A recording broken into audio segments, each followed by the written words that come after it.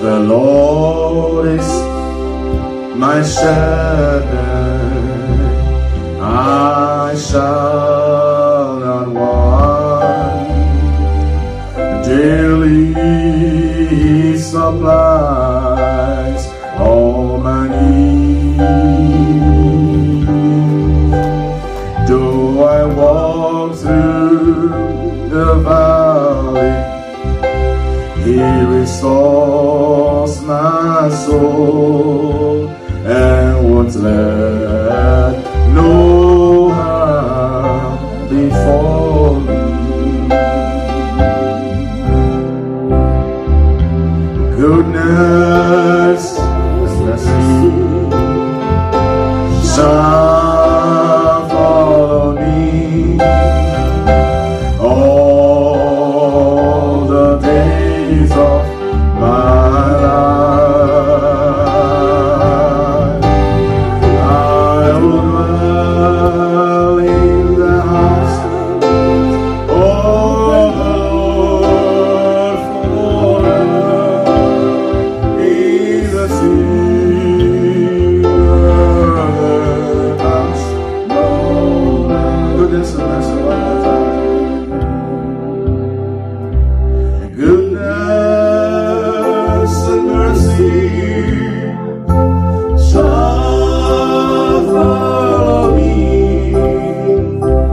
all the days of my life. I will dwell in the house of the Lord forever, in the secret house, in the secret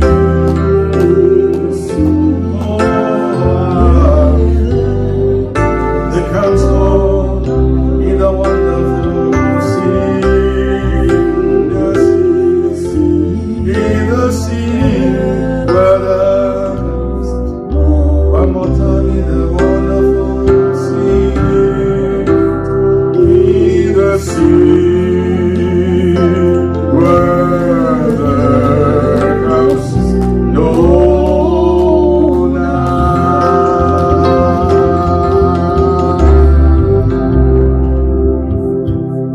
Hallelujah. Well, we welcome viewers around the globe to this live broadcast. We're coming to you all the way from the US of A, this Liberty House International Church Incorporated. And yours truly, this is one of God's choice messengers. You are looking at me, I'm looking at you. Even though you can see me, I can see you. That was just a joke. Hallelujah. But we are looking at each other. That's beautiful. Hallelujah. All right, so I'm God's agent of change and transformation with the message of transformation. And we thank you for tuning in. Okay, if you're not a subscriber to our YouTube channel, Facebook, please do so. We are not trying to crank up numbers. We are raising leaders with the passion for truth, who are hungry, who are thirsty for righteousness, who are interested in sharing truth, so we can together stop the circulation of junk in the system. There's too much deception, deceit, lies going around. And there are so many in captivity, bondage. For lack of knowledge, the Bible says my people are destroyed. So let us do this. Hallelujah. Help many come into liberty. All right. So let's turn our Bibles. We are going to go first to Ephesians chapter 2, verses 8 and 9. Ephesians 2, 8 and 9. Salvation is by faith. Salvation is by what? Faith.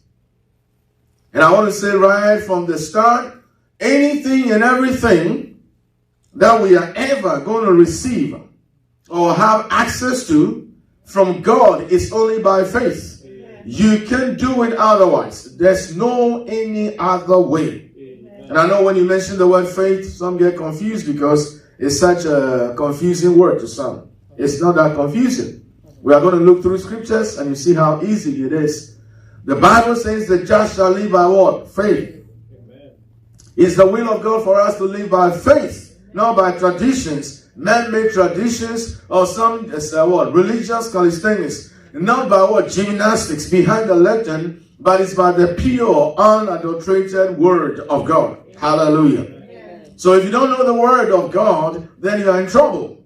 Somebody will say the whole Bible from the what? From the book of Genesis to Revelation is the word of God. You got that right. Hallelujah. But there's what we call present truth, or we have from Genesis to Revelation, which is the word of God. But certain things are for our what? Information. Certain things are to be practiced.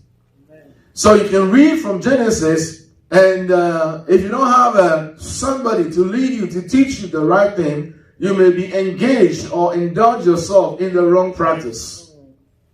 Hallelujah. Amen. Because as I speak to you, some people are still in that kind of a wrong practice. They believe that you can't go to God, so you have to have a sacrifice. You have to have something to offer God before you go to Him. In the Old Testament, there was a sacrifice of animals for sin and what have you. In the New Testament, it's different. Amen. Because Jesus Christ, the Lamb of God, has been sacrificed once and for all. So there's no need for any sacrifice anymore. We're talking about sacrifice. You don't have to sacrifice your sleep to get God's attention. You don't have to sacrifice your food, your lunch, what I call starvation or hunger strike. You don't have to do that to get God's attention. You don't have to give money to get God's attention. You don't have to use any oil to get God's attention. You don't have to even pray to get God's attention.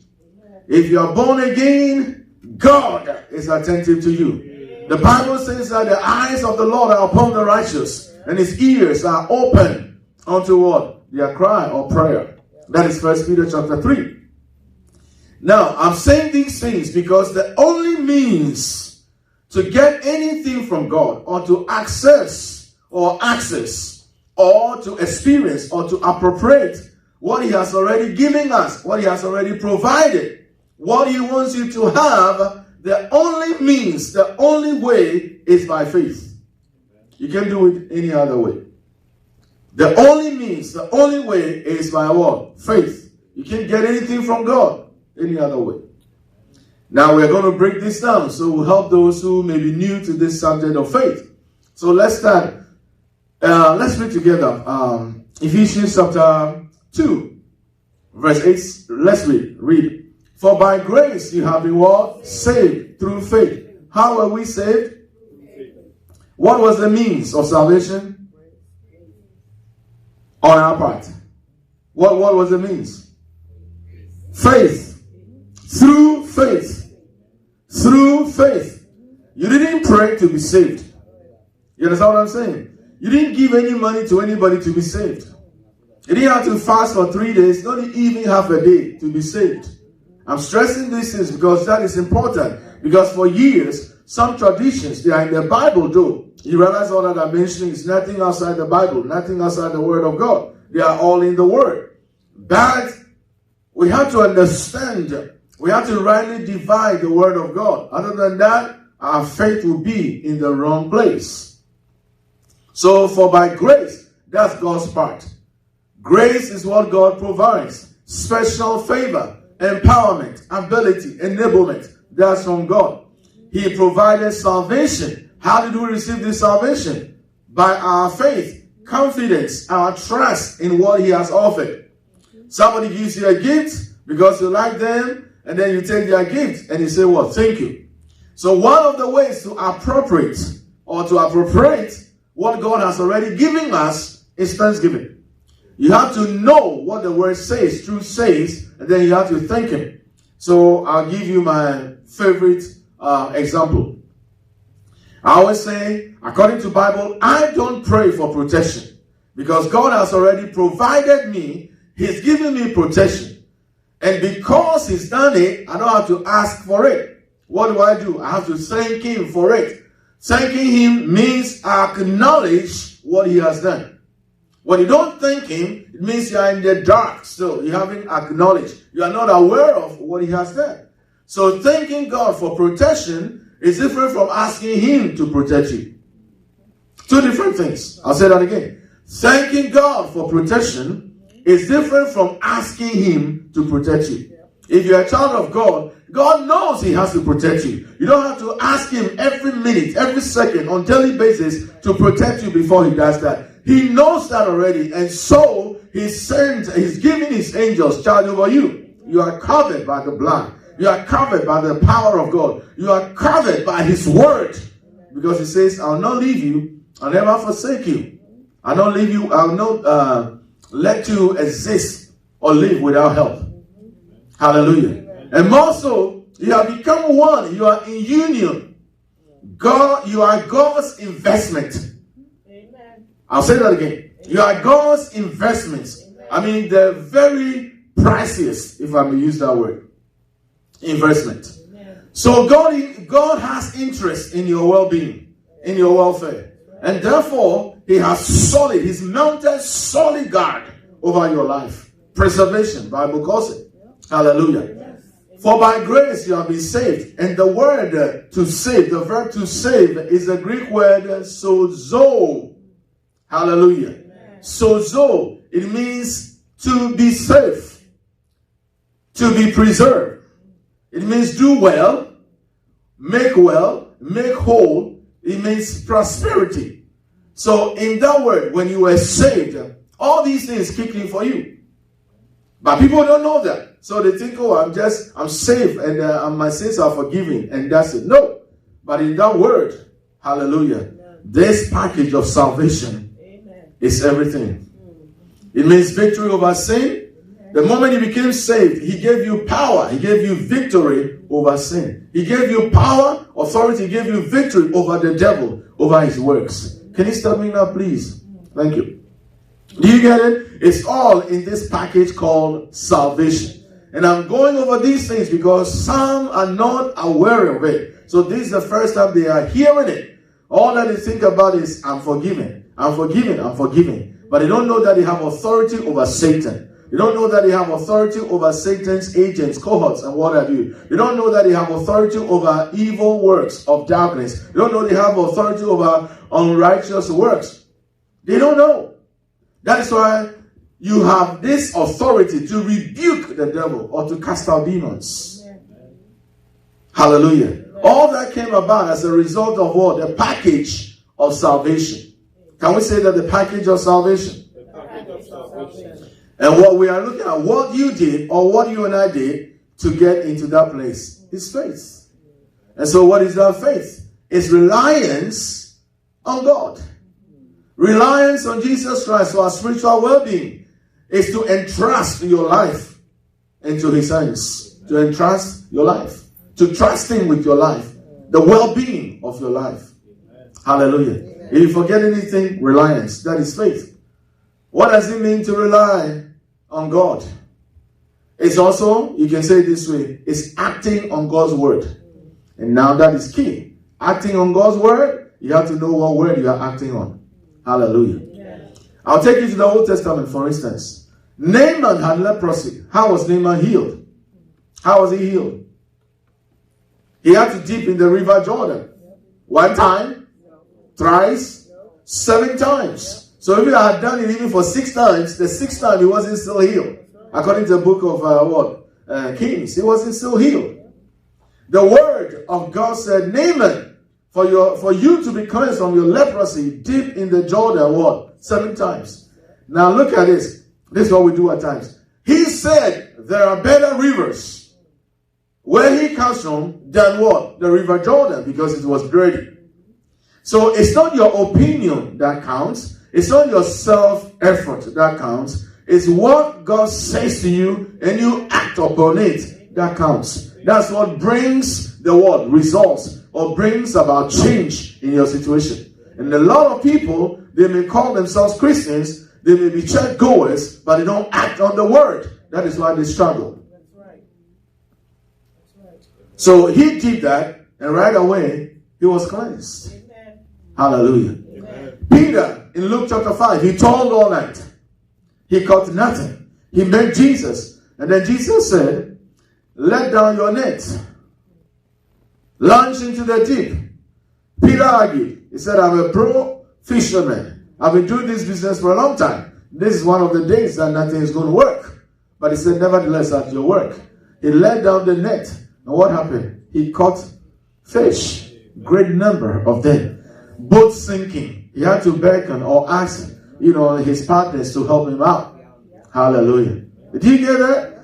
You see, nothing changed for Peter till he acted on the word of God. He relied on what God has said. So do you rely on what God has said? The just shall live by faith. The word just is not such a big word. It means that you are justified. Like you were accused, you were guilty, you were before the court, and then the judge, instead of proclaiming your guilt and sentencing you to prison, he said, oh, you know what? I'm going to show you mercy. Acquitted and discharged. Amen. Am I using the right legal term? These are acquitted? Okay. Pastor Latanya is not here, so I don't have any help. That's fine. So that's what happened. We were under condemnation. We were doomed to death. That is the word. The penalty of sin. Because Romans 6:23 says, for the wages of sin is death, but the free gift of, or the gift of God is eternal life through Christ Jesus. Through Christ Jesus. Through Christ Jesus. Without Jesus Christ, you can't come to that place. Hallelujah. And that's where the faith comes in. So we have received this. It's free. All that you have to do is exercise faith or use your faith. So we saw that in the life of Peter. That was relying. Hallelujah. If I ask him for right, and he said you're going to give me the right at a specific time, and then I'm waiting for you, what am I doing? I'm relying on your word. I'm acting on your word. That is faith. You are seated in the chair now. When you came in, you didn't check the chair out. You didn't pick it up, flip it, look around it, and shake it to see, if it's not broken, it can carry your weight. That's called faith, by faith in the natural. You are relying on the chair to carry your weight. You drove your car this morning. You didn't go around your vehicle and say, this car, I'm not too sure. Let me look. Let me go under the hood. Let me do this. You didn't do all that. You hop in, you turn on the ignition. Voila, you are here. Do you get it? That is called faith, but that's natural faith. That is not saving faith. That will not give you salvation. That will not give you eternal security. It doesn't. That cannot heal you. So we're talking about something spiritual here. So in the same way, when you rely on God's word, you are living by faith. The just is the same as the righteous. You are declared what? Justified. Or you are declared righteous. Just as if you had not sinned. Now, when you go throughout the Bible, I hope I can show you one now. When people came to Jesus and he forgave their sins, what did they have to do for him to forgive their sins? Just as they came to him, he forgave them. He didn't say, you know what? Go and sell all that you have. You know what? To you, you don't have much. So I'll slap you with just 3 days fasting. Go and fast. When you come back, I'll forgive you your sins. And then to another, he said, you know what? I want you to look at the best, the widow in town. Go give to the widow just for $500. And then when you come, I'll forgive you your sins. You see, you go to him by faith. Without anything material. Anything what? Material. I want this to sink. You go to God without anything material. Don't let these people fool you. The quack ministers that say you don't have to come to God empty. They are still in the old. You see, in the Old Testament, the Israelites were told that you don't come before God empty. When they are about to take your money, then they use some scriptures like this. Bible even says don't come to God empty.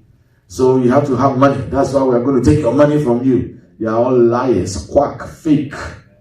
They are not building God's kingdom. They are building their own empires. So I won't fall for such a thing because I know my scripture. Amen. Hallelujah. Amen. Now we come to him by faith. When you read Somebody take to that because you haven't finished with this. Go to Hebrews 4:16. Hebrews 4:16. Yeah, Joyce, go ahead. Hebrews 4:16. You have the mic, right? Yeah, so you can read out loud. That's good.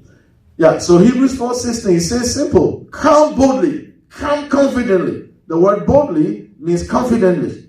Come with, as it were, assurance. That's another definition or interpretation of the word boldly.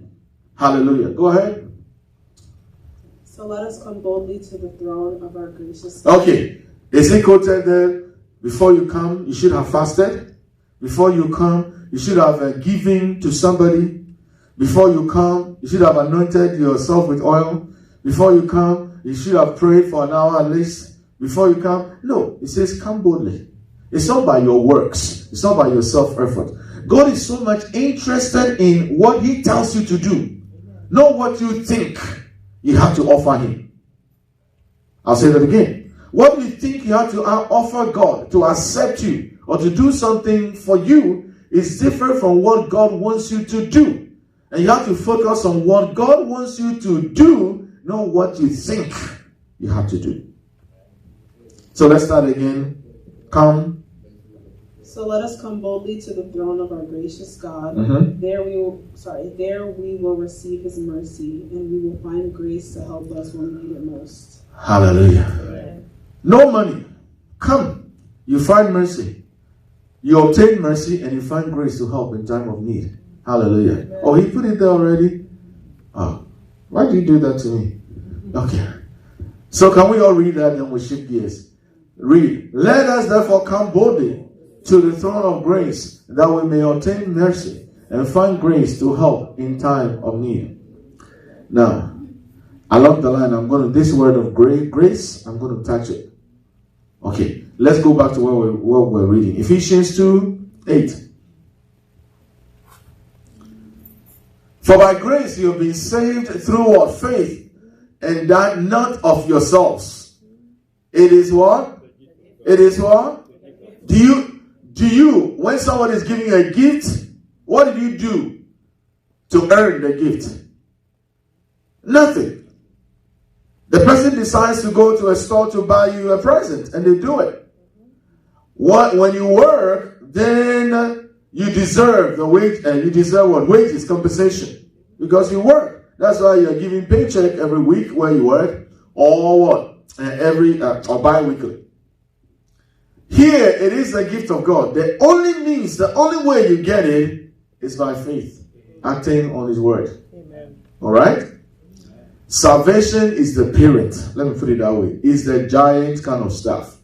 If your soul, your eternity, the whole of your life, from the day one you were born till the end of your life, everything, your salvation is contingent on faith, then what about your needs?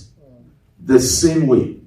I'm saying this, and I'm going to say it and say it well.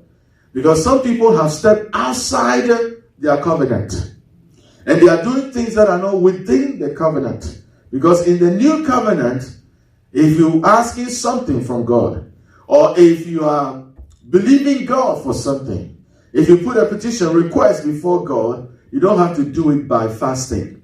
Jesus never said, fast before you ask me. In Matthew 7:7, it says, ask. Jesus Himself said it. Ask and it shall be given. Seek and you shall find. Knock and it shall be opened.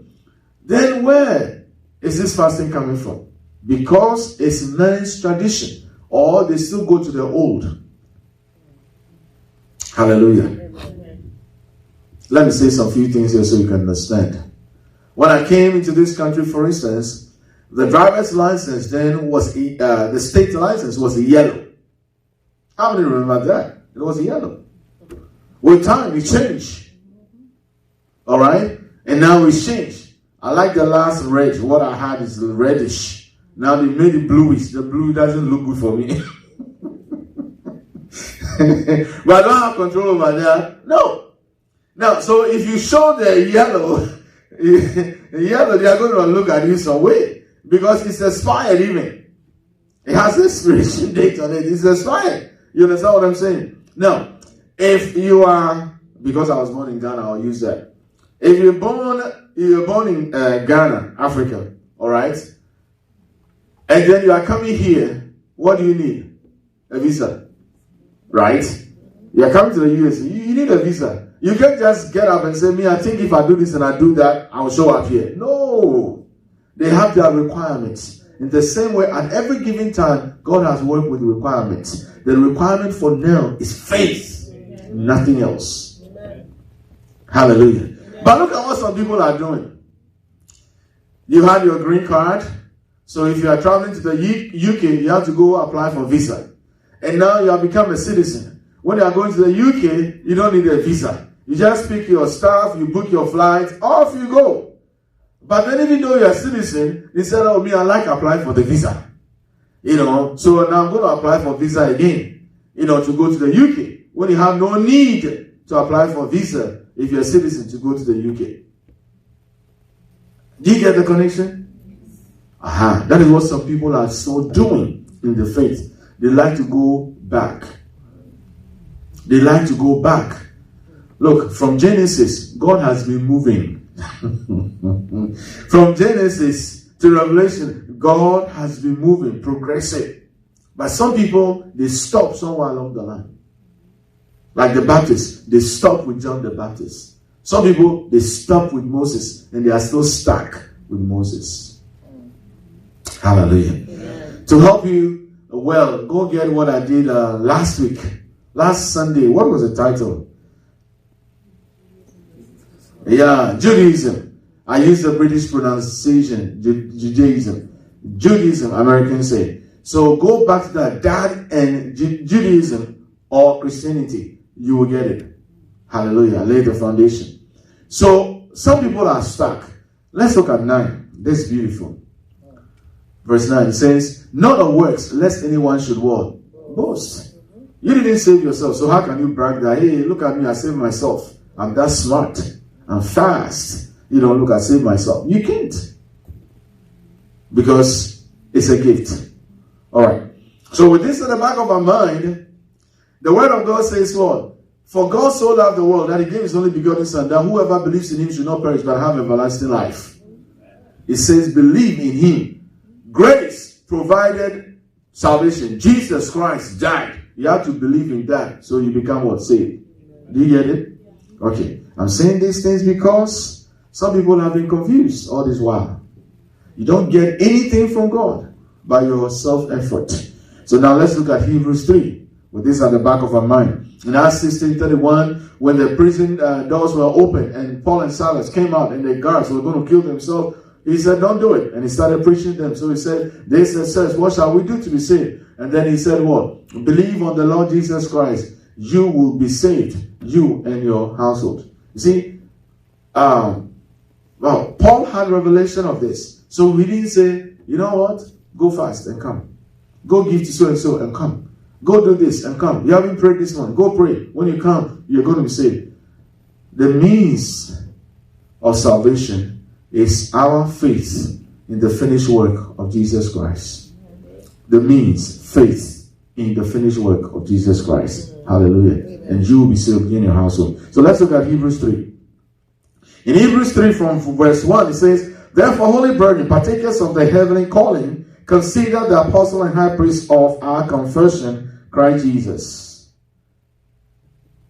Who is the high priest? Who is the high priest now? Who is our apostle now? Oh, you see, some people are not confident.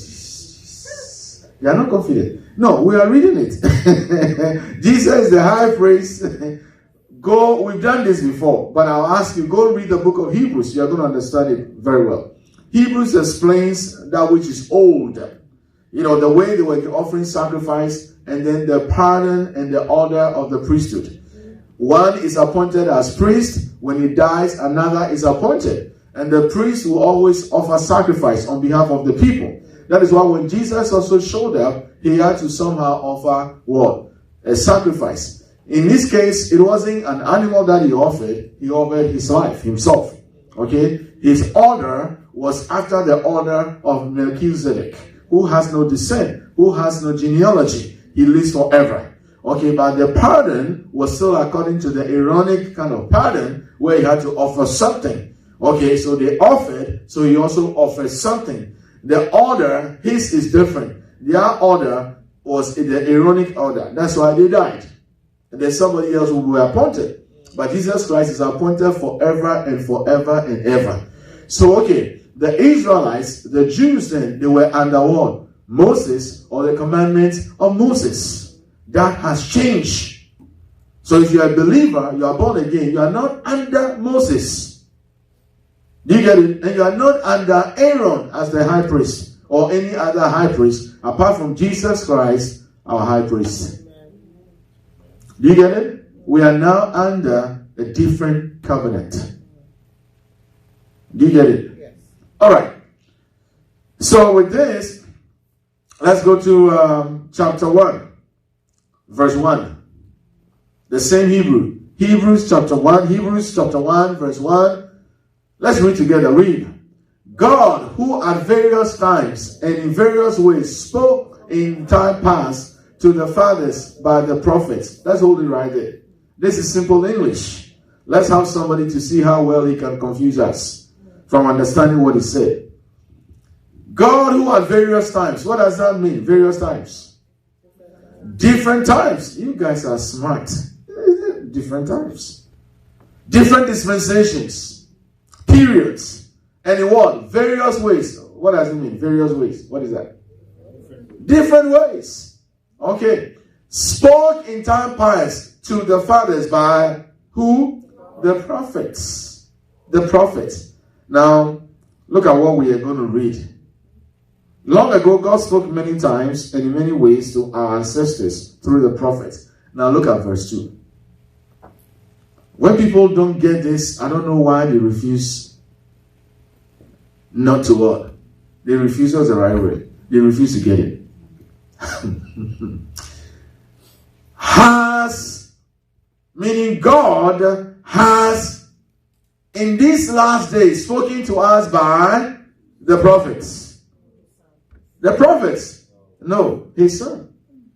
He's spoken to us by his son. So it's not dealing with the prophets anymore. Do you get it? Anyone who claims he's a prophet, he's called by God, appointed by God. If what he says is not in line with what Jesus, the chief prophet, the master prophet, is saying, don't take it. Now, any other person who speaks and claims he's sent by God, he has to be on the same page with God. He has to say the same as God is saying, nothing different. Amen. Hallelujah. In the same way, if you read the Old Testament and then you hear something, Elijah says something, Moses says something, who another? The prophet Samuel, you know I'm called Samuel. So the prophet, the first prophet and the first judge of Israel. So the prophet says something and it doesn't line up with what Jesus is saying in the New Testament. You have to take what Jesus is saying. Amen. Do you get it? Because now he's speaking to us through his son, Jesus. He's the authority. He's the right word, channel. He's the right voice. Hallelujah. That is why when people sing songs like, create in me a clean heart, oh God, and renew a right spirit within me. Cast me not away from your presence, oh God. Take not your Holy Spirit. Take not your Holy Spirit from me. If someone's good, the song is fine. I used to sing it too. Now I don't sing it anymore. Because when you say create in me a clean heart, if you're born again, the moment you get born again, the Bible says you are a new creation. God cleanses your spirit. You're a new creation. So if you say, create in me a clean heart, you are telling God that you didn't do it. Even though I accepted Jesus Christ as my Savior, you didn't do it. So that you sing the song with emotions and tears rolling down your cheeks and you think, oh, God, you see all my tears. You see how humble. No. That's false humility. It's not humility. It's not faith. You are just basking in your emotions. Or, if not that, in traditions of men. Hallelujah. Take not your Holy Spirit from me. He said when you believe in him, when you accept him, he will come and make his abode. He will indwell you. So he is indwelling you. You become his tabernacle. So how do you say, take not your Holy Spirit? Where did he say that when you sin, he's going to quit? is going to just jump out of your body, your life, and then cease to exist or live in your spirit. He didn't say that. Where did we get that from? David prayed that prayer when he sinned. That doesn't mean that when we sin, we should pray that same prayer. Do you get it? That's simple. When you sin now, God, I'll say this. When you say this, at times people say you are giving people license to sin. There's no sin that any child of God is going to commit that already there's no forgiveness from God for that sin. Every sin is already covered. It's taken care of. So you only have to go to God and ask for forgiveness, and that's it. You repent genuinely, and that's it. You don't have to feel it. You don't have to cry about it. But if you feel so bad for what you did and you are crying, fair enough. But God is not moved by your tears. He's moved by your trust in His word that He still loves you. He will still cleanse you, and He will still do what He wants to do with you and through you. That's it. Hallelujah. So in these last days, He's spoken to us by His Son, whom He has appointed heir of all things. Moses was not heir of all things, through whom also He made the worlds. Hallelujah. 3 says, who being the brightness of His glory and the express image of His person, He upholds all things by the word of His power. So you see, this is it. I showed you last week how Saul, who became Paul, was a Jehovah's Witness. You remember that message? Paul was taught in the law, the old covenant. He thought he had it. To be a Pharisee, you had to, you had to be good. You had to know the law. You had to practice it.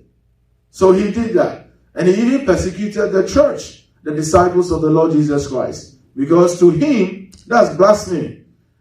Calling somebody a Messiah, somebody a Savior, who he thinks is not. According to the traditions of the Father, he's not. So he started persecuting them. You get it? So he had a revelation. His revelation was what? What should I say? Spiritual, divine. Nobody was teaching him. He had an encounter with God. He was knocked off his donkey. He became blind. And he heard the voice of the Lord the first time. And I want to chip in this. The Lord said, why are you persecuting me? He didn't say, why are you persecuting Peter? Why are you persecuting my church? But he said, why are you persecuting me? That's how one we are with the Lord. We are one with the Lord. So anybody who touches you as a born-again believer, the person is touching God. Hallelujah. And some people have a hard time understanding that they are one with the Lord.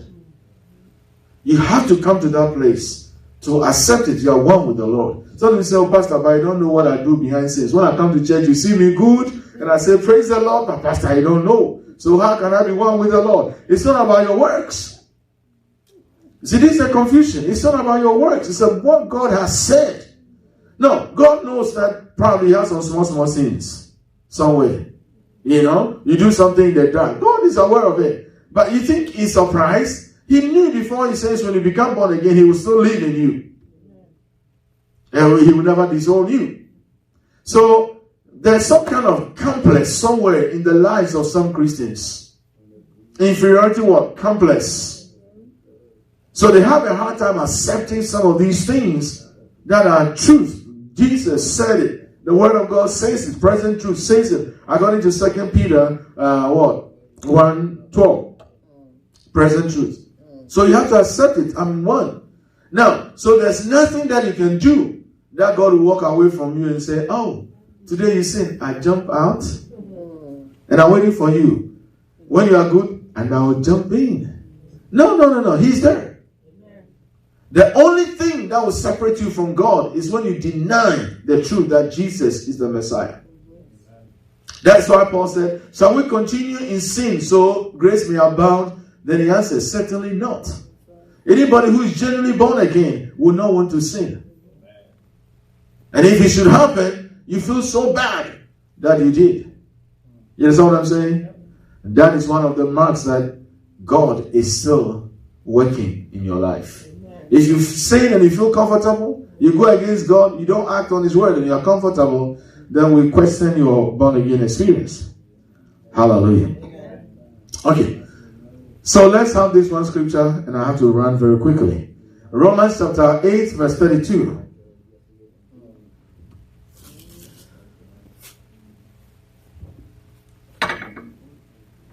To me, I think it's one of the scriptures that every believer should know. Memorize it.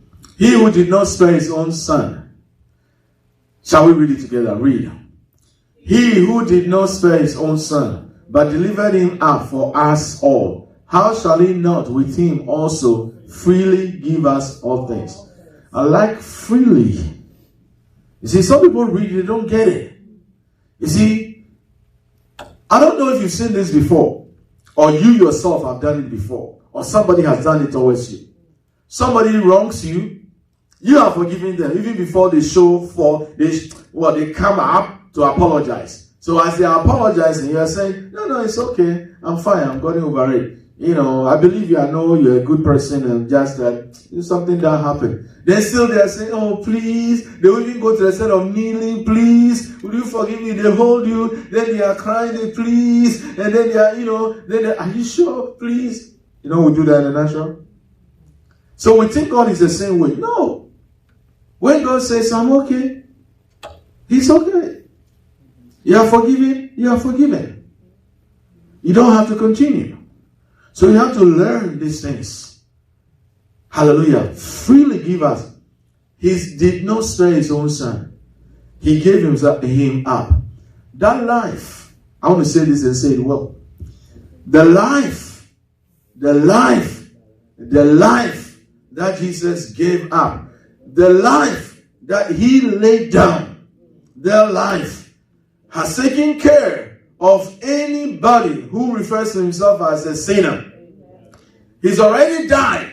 So that person doesn't have to remain as a sinner. If somebody tells them that, look, Jesus died for you, he's not going to die again. He died once. He's taking care of the sins of the whole world. So anybody who is told today, look, you don't have to remain a sinner. You can believe in Jesus Christ and you say, that's there. Not just that. That's forgiveness of sins. Not just that. But it means that forever and ever, so far as you are consistent and you are constant in relying on him, it means this: you are secure. That's what it is. It means that forever and ever, the favor of God rests upon your life. It also means this: he has empowered you, he's given you ability, he's enabled you to be all that he wants you to be, and to do all that he wants you to do. That's it. So again, I'll bring you to something. Some people say, God, give me strength. God, I want you to help me. And they pray things like, God, give me love. The Spirit of God that is in you, is it the spirit of hate? I want you to think. The Spirit of God that indwells you, is it the spirit of hate? Is it not the spirit of love? So if he indwells you, how dare you go to God and say, God, I'm asking you to love. This colleague at work is too terrible. They are annoying. They are this, a pain in the neck. So I'm asking you to give me love, so I'll be able to, accommodate their foolishness.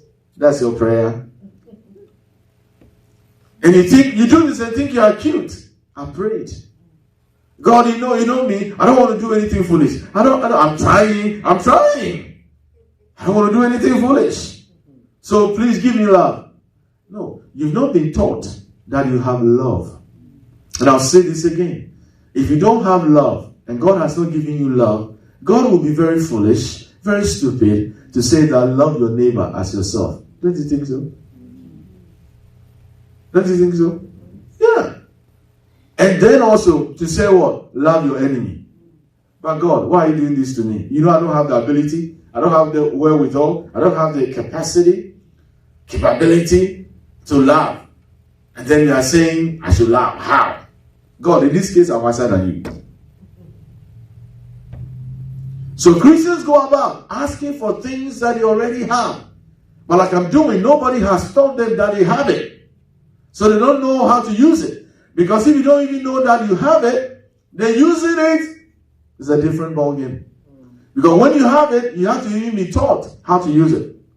Now I'll use this for instance. People have come to this house and they didn't know that they have spiritual gifts. They didn't know that the Holy Spirit in them can manifest himself in different ways. So we take them through training. I mean, nothing lengthy, not 3 months, not 6 months. At times, it's just like on the spur of the moment. And then they begin to manifest a gift of the Spirit. That's amazing. They didn't know, but now they know. You show it to them in the Bible. This is what the Word of God says. Oh, I didn't know. You get it? That's how simple it is. Let's go to Acts 19 from verse 1. I'm talking about the package of salvation and our physical needs, emotional needs, material needs, financial needs, social needs, what have you. The way it's taken care of is not by fasting. They take one, one scripture that is, they don't interpret it well, and that is not what is so, but they take it to mean that, but Jesus said, this kind, however, does not go out except by fasting. But when we read it, you realize that he said it's because of your unbelief. It's because of your unbelief, not by fasting. So then I always say that if you claim he said that by fasting, how be this kind? What kind? Kind is specific. It's one particular thing. So what was he dealing? And he said, however, this kind, this specific situation, you have to take care of it by fasting. And they don't even know, including some pastors. They don't even know. He took care of an epileptic or a lunatic. King James used lunatic. Somebody who is tripping in their mind, sort of. All right? So does it mean if he did that, he said this kind. Let's get into it. This kind goes out by fasting. And then you are not dealing with the lunatic. You are dealing with money to pay your cell phone bill, and then you are fasting. Is that proper? You are dealing with healing. You need healing, then you go into a fast. Some people go into taking communion because they think taking communion will heal them, even though it's in the Word. It says you should do the communion in remembrance of what he died for. He died for your health. He died for your healing. He didn't say communion will heal you. You see what goes on? Hallelujah. So they go into all these things and they don't receive any help. And then they say, God has failed me. God has failed me. You know why it didn't work? You are not listening to him. You are not acting on his word. We go to God and we shout at him, God, you are the God of... Some people, the only way they address God, the God of Elijah, you are going to answer by fire. You are behind, way behind. You are still saying the God of Elijah. You have to come to a place and say something like, God, the Father of our Lord and Savior, Jesus Christ, the God of Elijah, who answered by fire. When you see fire, you are behind. Okay, let's look at this. This is beautiful. Let's read together. Read. And it happened, while Apollos was at Corinth, that Paul, having passed through the upper regions, came to Ephesus, and finding some disciples. So these are disciples of the Lord Jesus Christ. They are saved. But let's look at what is going on. They were so ignorant of truth in some ways. All right? Oh, that's the first time I use ignorant today. Lack of knowledge of truth in some ways. And I've been telling you, ignorance is in the Bible. So when I say, don't get American on me and then say I'm insulting somebody. I'm not here to insult anybody. All right, let's go to the next verse. We are in Acts chapter 19, verse 2. Then Paul said to them, did you receive the Holy Spirit when you believe? Oh, I'm reading by myself. Let's read together. Read. He said to them, did you receive the Holy Spirit when you believe? So they said to him, we have not so much as heard whether there is a Holy Spirit. Do you see it? They were saved all right, but they didn't know. And there are genuine, honest, saved people who fight against even healing. When they are sick, they don't believe that you should ask God to heal you. But the Bible says in Acts chapter 10, verse 38, how God anointed Jesus of Nazareth with the Holy Spirit and with power, who went about doing good and healing all that were oppressed by the devil. For God was what? With him. God is not against healing. God is not against good health. And some people who are ignorant of his word, then they'll say things like, God is trying to teach me a lesson. Oh, last time I sinned, I remember 2 years ago what I did, so God is trying to teach me a lesson.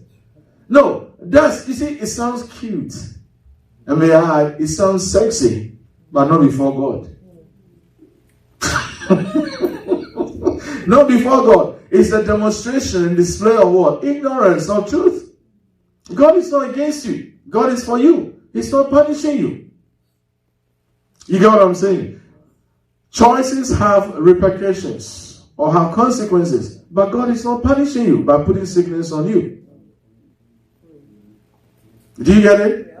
Okay. So now, they didn't know that there was the Holy Spirit. In the same way, when you become born again, you don't know everything about God. So in 2 Peter chapter 3, verse 18, he says, grow in grace and in the knowledge of our Lord, Savior Jesus Christ. You have to grow. And unless you are taught, like I'm doing now, you won't grow. You won't know what is there for you. Because you know. I mean, let's face the truth. Somebody said confession is good to the soul. Let's face the truth. You don't have time to read your Bible. When even I take the time to break everything down for you, like I'm doing now, and I say, oh, don't forget, listen to it, then you don't. Or you say, Pastor, I started listening to it, I didn't finish. When are you going to finish? You understand? You understand what I'm saying? You don't have the time. So if you don't have time, certain things that are already yours, you don't even know. You don't know.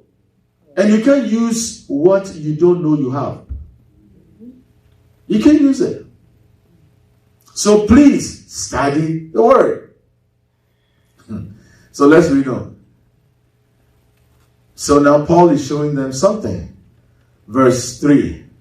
And he said to them, into what then were you baptized? So they said, into John's baptism. Let's read on. Verse 4. Then Paul said, John baptized with a baptism of repentance, saying to the people that they should believe on him who will come after him. That is, so he was a messenger, John the Baptist. He was introducing people to Jesus. Jesus has something to offer. So you see, you have to progress in your relationship. You have to grow. Hallelujah. All right, so what did he do here? Let's read on. When they had heard this, they were what? Baptized in the name of the Lord Jesus. Then what happened? Let's read on. He laid his hands on them. And when Paul had laid his hands on them, the Holy Spirit came upon them, and they spoke with tongues and prophesied. You see how simple it is? So here he introduced them to something that already was theirs, but they didn't know. It was there for them. That's what teaching, standing before the pulpit, is all concerned. It's not about, here today, as I speak, I stand here. Yeah, it's not about that. It's not about wowing the crowd. It's not about hyping people up. It's not about gimmicks. It's about sharing truth, principles of God that will help them progress in their relationship with God, and so they can be what? A blessing to society. They will become assets and not liabilities. Hallelujah. Look at Matthew chapter 8:13. Then Jesus said to the centurion, go your way as you have believed, so let it be done for you. And his servant was healed at the same time. Let's back up and read this account. Let's go to verse 5. We are in Matthew chapter 8, verse 5. Now when Jesus had entered Capernaum, a centurion in charge of 100 people came to him, pleading with him. Let's read on. We are going all the way to the 13th. Saying, Lord, my servant is lying at home, paralyzed. Can we say paralyzed? Paralyzed. What is that? Some will say stroke. The guy went kaput. He couldn't move. Immobile. What? Dreadfully what? Tormented. The guy was home. Listen to this very well.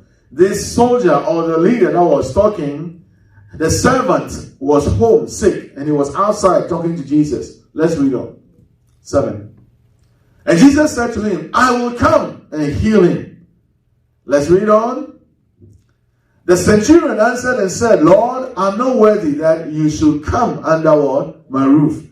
But only speak a word, and my servant will be healed. Look at that.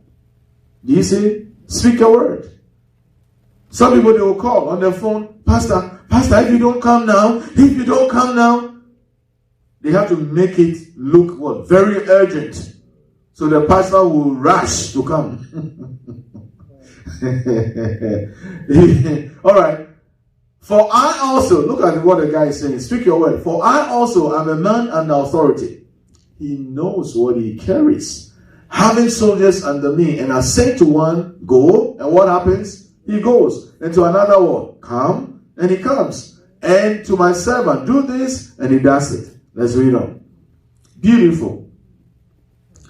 When Jesus heard it, he marveled and said to those who followed, assuredly, I say to you, I have not found such great faith, not even in Israel. So people read this and they say, great faith. You see, that guy had great faith. He had great faith. That is why he says, speak your word. No, I always say that if God gives some people great faith and he gives some people small faith, God is very partial. Do you agree with me? Yeah, but he wants us all to love our enemies. So if you give me small faith, so I'm not able to love my enemy, but somebody give them great faith so they can easily love their enemies, then God, what are you up to? But it's not so. But it's trying to qualify the behavior of that person. All right? Okay, where are we now? And I say to you that many will come from east and west and sit down with Abraham, Isaac, and Jacob in the kingdom of heaven. Let's go on. Verse 12. We are still in Matthew 8. But the sons of the kingdom will be cast out into outer darkness. There will be weeping and gnashing of teeth. 13. And then Jesus said to the centurion, go your way, and as you have believed, so let it be done for you. And his servant was healed that same what? Moment or hour. You see, he didn't go. He only what? Spoke the word. That word is powerful. You say, well, but they saw Jesus. If I can see Jesus, I'll believe. Don't be like Thomas. You have to believe his word. You never see Jesus now. But Jesus, who is the word, is here. So anytime you hear the words of Jesus and you believe the word, you are believing Jesus. Do you get it? He said, your word, your faith. Go your way, your faith. As you have what? Believed. Your faith. So Christians don't exercise their faith. Here, the guy had a faith that Jesus, if you speak, because the word doesn't know distance, doesn't know time. If you speak, nothing, no barriers. No barriers. But you see, people teach according to Old Testament. They will go to Daniel. And they say that Daniel prayed. And a power stopped, the answer from coming. So that's why when we pray, we have to pray and pray and shout at God. And keep bothering God like he's deaf. God is not deaf. That's Old Testament. It was not given to the people in the Old Testament to rebuke or to cast out demons. In this dispensation, New Covenant, we've been given the authority to cast out demons. And more so, there's no space like God is in the sky or over the sky. And then you have to pray. And when your prayer is going, then a demon from somewhere intercepts, your prayer. Or when God draws the answer, and then a demon intercepts. No. God is in your heart. God is in your spirit. When you speak, it's direct. Nobody can intercept that. Hallelujah. Amen. By your faith. He told us, the woman with the issue of blood. Your faith has made you whole. Your faith is key. He told blind Bartimaeus, your what? See, your faith has made you whole. And look at all these people. They acted on the word. Or they relied on Jesus. They didn't do something that they thought they should do. They relied on what Jesus said. They acted on what Jesus said. And so you have to be taught how to exercise your faith so you can experience the things that God has given you. Exercising faith is always above the physical senses. It's always higher than what you think. God never makes sense. I'll say that again. God never makes sense because it's higher than our physical senses. It's higher than our brains. And whenever I ask you to do something, it's going to blow your mind. That's what it is. And so good teaching like this will help you know how to exercise your faith and appropriate the things of God. Hallelujah. And now I want to continue that part, but I have to stop. So I'll stop on this note with the word in Galatians chapter 5, verses 1 and 13. Stand firm in the liberty wherewith Jesus, the anointed one, has made you free. And do not be again entangled with the yoke of bondage, but by love serve one another. Thanks for tuning in. Hallelujah. Glory to God.